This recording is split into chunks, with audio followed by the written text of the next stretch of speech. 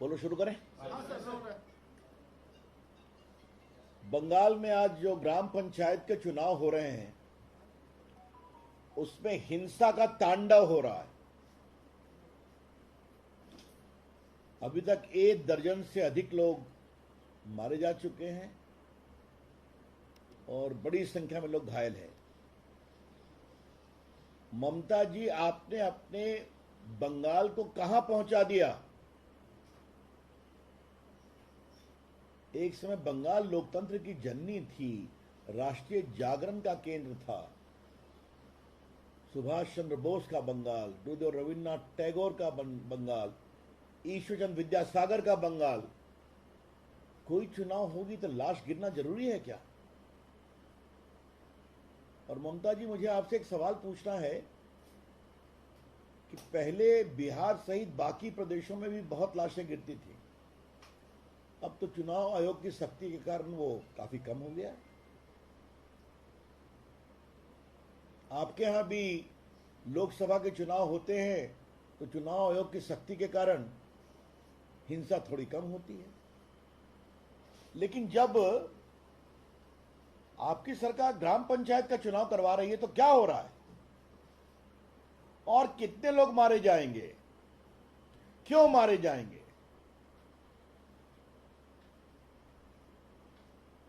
Central forces को भी कायदे से काम नहीं करने दिया जा रहा है, कोई सहयोग नहीं मिल रहा है जमीन पर। ममता जी की पुलिस एक प्रकार से पॉलिटिकल आउटफिट के रूप में काम करती है, क्योंकि मुझे मालूम है कि जो कुछ ईमानदार प्रभावी पुलिस वाले हैं उनको उचित प्रोत्साहन नहीं मिलता या काम करने नहीं दिया जाता। ममता जी, आपकी पार्टी के लोग भी मारे जा रहे हैं ना, क्योंकि आपके भी पार्टी के गुटों में काफी संघर्ष है, ऐसा हमें बताया गया और यही जमीनी खबर भी है। लेकिन इस हिंसा के तांडव को कब रोकेंगे आप? It is very unfortunate. BJP condemns outright this reckless violence in Bengal in the gram panchayat election.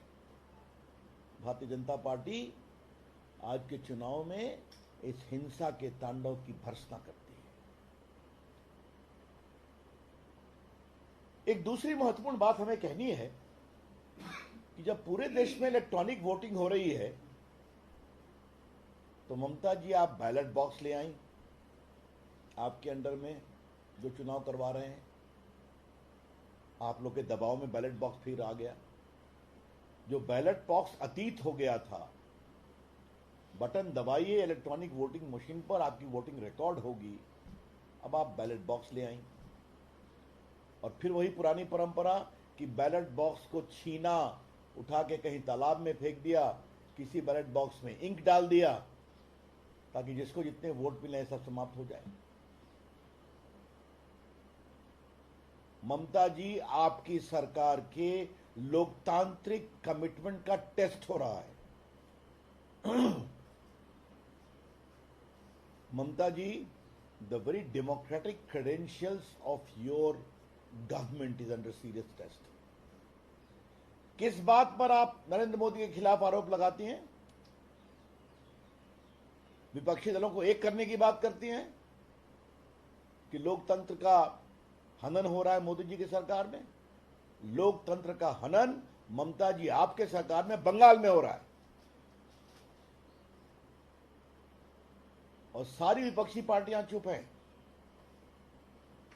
Congress के लोग भी मारे गए हैं, वामपंथियों पर भी हमला हुआ है, लेकिन कमाल है, क्या वामपंथी पार्टियों के राष्ट्रीय नेता हो या कांग्रेस के राष्ट्रीय नेता हो, चुप हैं।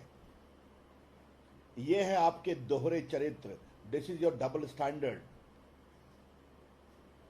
बेबुनियाद आधारहीन आरोप लगाना नरेंद्र मोदी की सरकार के खिलाफ और अपने अगुवाई में बंगाल में खुलेआम हिंसा का तांडव करना, यह बहुत दुर्भाग्यपूर्ण है। हम एक ही बात कहना चाहेंगे, ममता जी, बंगाल की जनता देख रही है और जब कोई प्रदेश का मुख्यमंत्री हिंसा का तांडव करता है या करवाता है तो इसका संदेश यही जाता है कि जनता इनकी विदाई जल्दी ही करने वाली है। और आपके इस आचरण के कारण लोकतंत्र तो बहुत शर्मसार हुआ ही है, बंगाल की गौरवशाली जनता को भी बहुत दुख लगा है और हमें पूरा विश्वास है कि उचित कार्रवाई होगी लोकतंत्र के हिसाब से अगले चुनाव में। लेकिन एक बात हम स्पष्ट अपील करना चाहेंगे कि काउंटिंग ठीक से होनी चाहिए और जिन लोगों ने चुनाव की प्रक्रिया को बाधित करने की कोशिश की है उनके खिलाफ सख्त से सख्त कार्रवाई की जाए। ये तो हम लोग खुद ही देखते हैं कि बहुत से उम्मीदवार तो सुरक्षा के घेरे में घर से भागे हुए हैं, वो प्रचार नहीं कर पा रहे। ये बहुत पीड़ादायक है, बहुत दुर्भाग्यपूर्ण है और इसकी हम भर्त्सना करते हैं। Thank you. क्या सवाल है? ममता ने कहा था कि लोकतंत्र 2024 अगर मोदी सरकार आई लोकतंत्र खत्म हो जाए, अब वही लोकतंत्र को गिरला जा रहा है। ये सवाल आप ममता जी से पूछिए, मैंने उठाया है ऑलरेडी। जिस लोकतंत्र के खतरे की आशंका वो प्रधानमंत्री को लेकर आरोप के बारे में बोलती हैं मोदी जी के खिलाफ, वो खुद उनकी सरकार में क्या हो रहा है बंगाल में दिखाई पड़ रहा है। लोकतंत्र का खतरा ऐसी सरकारों से है जो लोकतंत्र का नाम लेते हैं और लोकतंत्र की सारी प्रक्रियाओं को समाप्त करने की कोशिश करते हैं। Sir, but TMC also alleging that they are also, tampering of votes and also ballot boxes have been tampered by BJP also.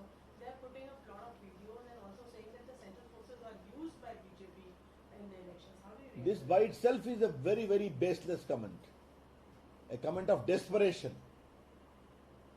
Our report suggests that the central forces are not being allowed to operate freely to ensure a free and fair elections. And that's the reason you are seeing it.